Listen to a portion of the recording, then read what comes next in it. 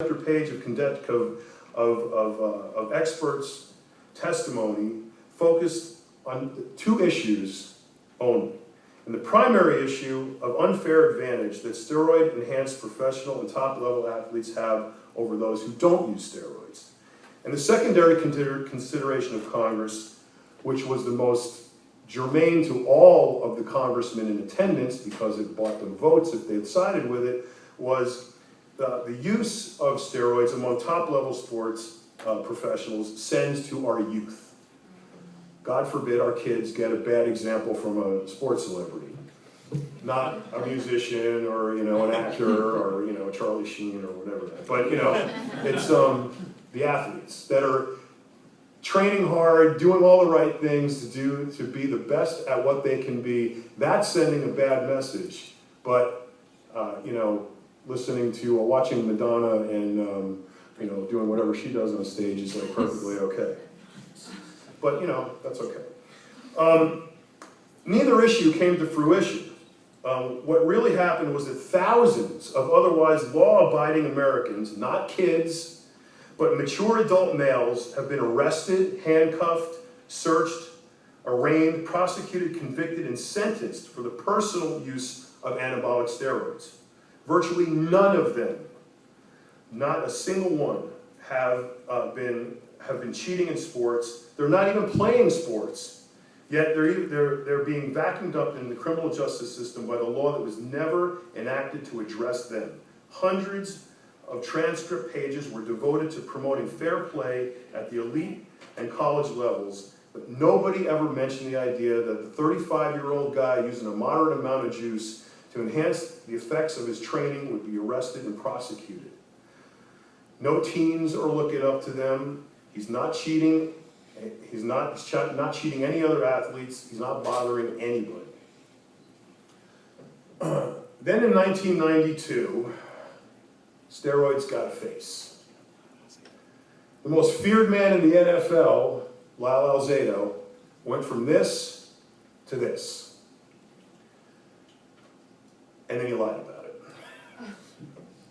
And in cashing in the last of his celebrity bucks, he went on a crusade to tell the world that steroids caused his central nervous system lymphoma, which killed him, which is not true. And there's not been a single doctor, his own included, who will agree with that. But the media bought it. And the media had a frenzy with it. And there were news reports all over. The media picked up steroids and steroid-related alleged steroid-related adverse events like crazy. And if you guys remember back into the late 90s, early 2000s, before the baseball strike, almost every day, if not every week, there was some report somewhere, some reporter going off about steroids causing some insane amount of damage in somebody's body, liver cancer, stomach cancer, brain cancer. They were knocking over, going on murderous rages, all kinds of craziness that is just absolutely non-factually based. But it was sexy to the media, and they bought it and they picked it up. Not once did they ever mention that the fact that the law was designed to catch cheating athletes. Not once. It was just a big, huge media promotion. The problem at that time with all of this negativity is that bodybuilding was giving us this. How about that? Dorian Yates, six-time Mr. Olympia. So what was the uncomfortable truth? Drugs work. And you get rewarded for using them. Not all the time. So what's the hypocrisy here? If you look at teenage girls, they can be prescribed steroids for the purpose of having recreational sex without getting pregnant. Nobody bothers with that. That's okay. And those steroids are no different from the male version that guys take to become better athletes. Why can't a high school or college football player take testosterone? Girls can take birth control. And what's the outcome? She doesn't want to get pregnant. He wants to get a full ride to college, or he wants to get a pro contract. What's kind of like more important? But you know, it doesn't translate well in the media until the baseball strike came. Then things got really interesting. Jose Canseco, he was nicknamed the Godfather of Steroids, who played on President George Bush's team when he was managing owner of the Texas Rangers. Then we had Andrew Mann, Mark McGuire,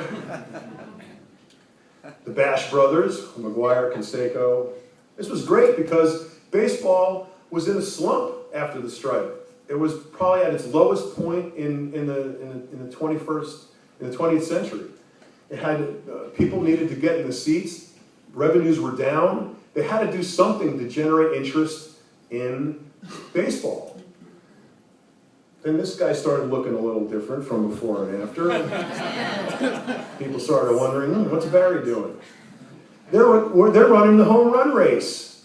And guess what happened? Baseball stadiums filled up. Got baseball out of the hole. And unfortunately, rather than reporting on that, the media reported on what Barry Bonds used to look like and now looks like. And George Bush came out in his 2004 State of the Union address, and he said that the use of performance-enhancing drugs like steroids in baseball, remember, Jose Canseco was on his team, football and other sports is dangerous, and it sends the wrong message that there are shortcuts to accomplishment and that performance is more important than character. From a politician talking about character, I think that's kind of funny.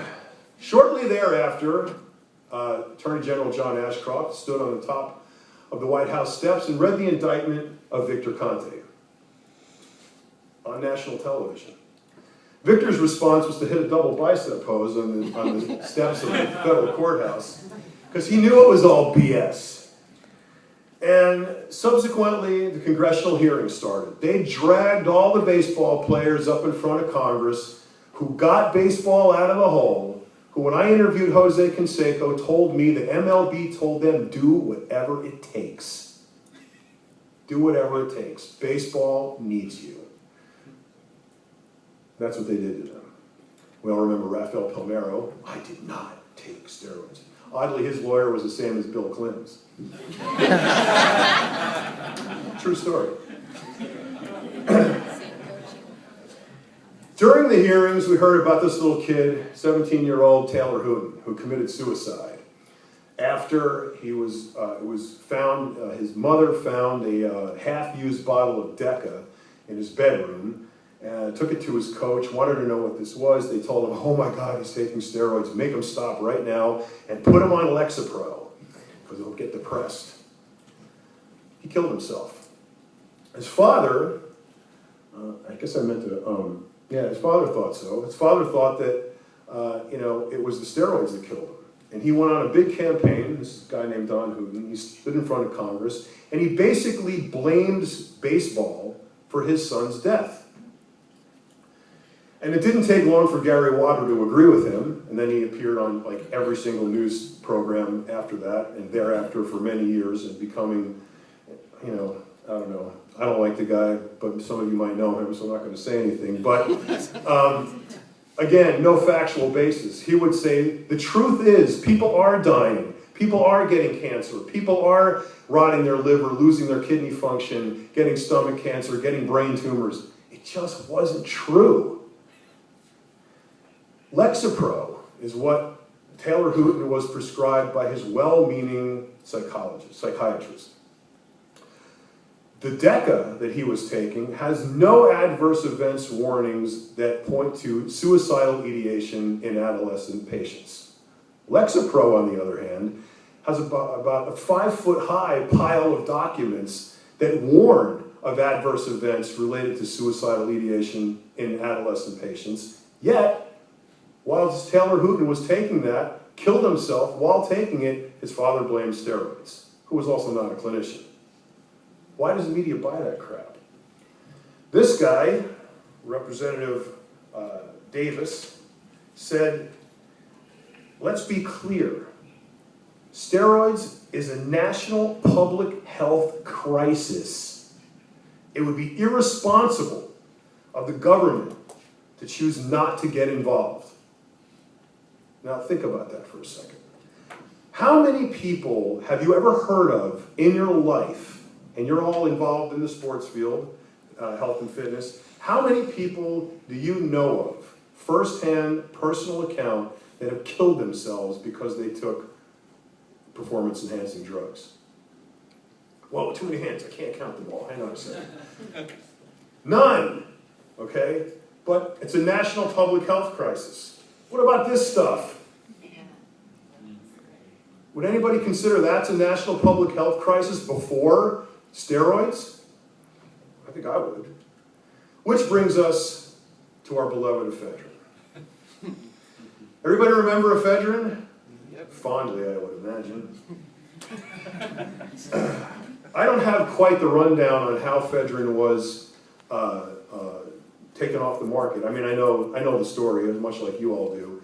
But it wasn't as steeped in governmental abuse of power as steroids was.